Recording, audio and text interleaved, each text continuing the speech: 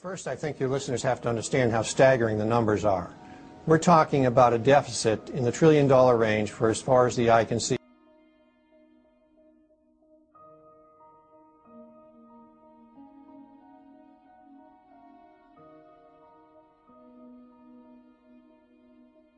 Economist John Williams from shadowstats.com, who says things are only going to get worse. He's been incredibly pessimistic. You know, I hate being the one who has to tell you this, but it's the truth. We as a nation are headed for an economic disaster. This is a story that you should not only watch, but you should also make sure the candidates who want your vote watch as well before they bury all of us. Now, not my words. These are words being spoken by someone who's a very high authority on something like this. The reporter in this is CNN's Jeff Greenfield, who introduces us now to one man who's going all over the country trying to keep our nation from going broke. And you've also been very pragmatic that in Washington, a lot of people are telling me that in Washington, they're not really embracing the true magnitude of what some people say is happening in the economy. No, you know, a year ago, and you guys have talked about this on the show, right. A year ago, Ben Bernanke, the head of the Fed, Hank Paulson, head of the Treasury, even the president said the subprime crisis was going to be contained. Well, first, I think your listeners have to understand how staggering the numbers are. We're talking about a deficit in the trillion-dollar range for as far as the eye can see. We're talking about deficits which are 4 to 5% of GDP, which is not sustainable under any form of government. Here's what John Williams at shadowstats.com says about what's coming down the road. Where are we going? We have a severe recession ahead of us with even higher inflation than we're seeing now. It's going to be probably the worst business cycle seen since the Great Depression. That's the goal of this man, David Walker, the Comptroller General of the United States. That's the government's accountant-in-chief. Daunting fiscal reality. For the last few years, he's been going around the country telling anyone who will listen that we're headed for an economic train wreck of catastrophic proportions. It's a message millions of Americans heard a week or so ago on 60 Minutes. Serious adverse consequences. A message Walker is happy, maybe happy's not quite the right word, to deliver to us as well, that we're spending way more than we're taking in. Really tough choices are going to have to be made to reform Social Security, Medicare, and Medicaid, to reform our tax system, and to re-engineer spending. Greece's debt crisis is spiraling out of control, and it looks like the situation in Europe. So who's next, and what does this mean for the rest of the world? Well, joining me to help discuss this is an investigative journalist, Webster Tarpley. Webster, thanks so much for joining me. So first of all, it seems like a lot of European markets are panicking right now, and this has already affected countries like Spain, Portugal, and Ireland. Are we likely going to see a ripple effect here? Well, there is a ripple effect. You're in essentially the second wave of the world economic depression that began with the U.S. banking crisis of October of 2008. I would stress this is much less a matter of economic fundamentals than it is the commitment of a group of hedge funds and banks, a kind of a wolf pack, to attack sovereign debt. The problem is you, if you're one of the 78 million baby boomers born between 1946 and 1964. The oldest of you will start hitting the Social Security rolls next year. By 2011, you'll start being eligible for Medicare. And that's when the real trouble begins. There just isn't enough money, Walker says, to cover what the government has promised to do. Congressman, you've appeared several times on this program, and I've always asked you the same question. You see real economic distress, but you said it's coming 2 or 3 years down the road. Have you speeded up your time frame a bit, bearing in mind what's been happening over the past week? Well, I worry about that I think we have months to prepare and be ready. We should remember, on February 8th, there was this infamous planning session of a group of hedge funds at the offices of Moness, Crispy, and Hart in New York City, where they said, first we're going to attack Greece. That will allow us to attack the euro. Then we have the so-called PIGS group, Portugal, Ireland, Italy, Greece, Spain.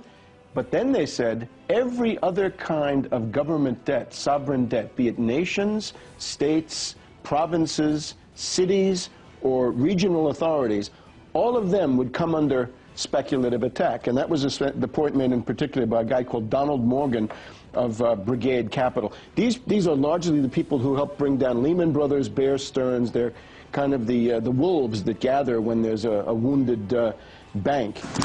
Now, back in the 1980s, Republican President Reagan and a Democratic House hammered out a fix on Social Security at a time when that system was perilously close to disaster. We were within weeks of the checks not going out on time. And now?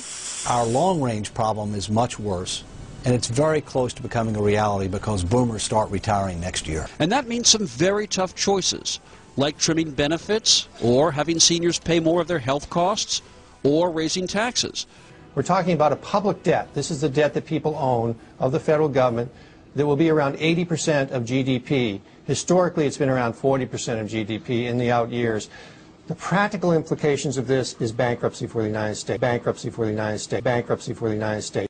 To hold cash today is as risky as holding equities, commodities, or real estate, according to our next guest. With some ideas of what you could be doing with your money, we check in right now with Mark Faber. In any event, your cash purchasing power diminishes over time, like the US dollar is weak. That's a symptom of inflation. It's not to have deflation really in a system, you would have to have a strong currency. As long as the currency is weak, it's a symptom of inflation. You know, what's driving commodities is inflation. It's governments around the world, particularly the Federal Reserve, creating too much money, debasing the value of the dollar. You know, as we speak, the dollar is at an all-time record low against the Swiss franc today. It's at an all-time record low against the Australian dollar. You need $30 to buy an ounce of silver. You need about $1,400 to buy an ounce of gold. You almost need $14 to buy a bushel of soybeans. You've never seen these prices. Oil, you need $92 almost to buy a barrel of oil, but you're seeing these high commodity prices during a time where the economy is very weak.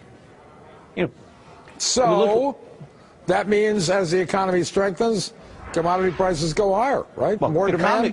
The economy is not going to strengthen, especially with rising inflation and ultimately rising interest rates. There are a lot of people that are jumping to the false conclusion that rising interest rates or rising commodity prices somehow indicate that the economy is going to strengthen. They don't indicate that at all. They indicate more inflation. There's no other way around it. If we maintain the proposals which are in this budget over the 10-year period that this budget covers, this country will go bankrupt. People will not buy our debt. Our dollar will become devalued. It is a very severe situation. You know, what he's saying is that savings is way down in this country.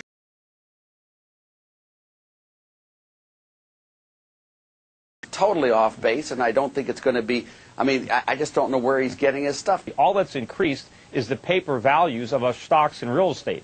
But that's not real wealth. Of course it is. All that phony wealth is going to evaporate. But you're just way off base. There is nothing out there that tells us we're going to have a nice slowdown, but it's not going to be a crash. All right, let me ask you this. Construction, whether it's mortgage brokers, real estate brokers, etc. And if that all goes away, what happens to those jobs? There will be lots of things to fill it back up again, Michelle. It's really not a housing economy. This is an economy that's driven by good economic policies, by good monetary policy, by good trade policy, and it's working beautifully. Peter, I'm going to take a bet with you on this one. I'll bet you a penny on this one. That I'll bet you a lot more than a penny. Anytime I want to collect that penny. Thank you. Well, I'll collect it with a nice note from you, Peter. What can I tell you, Peter? It's a bet of a penny in your honor on the stake, and mine too. So you're typically an optimist. Yes, I am. So why the doom and gloom now?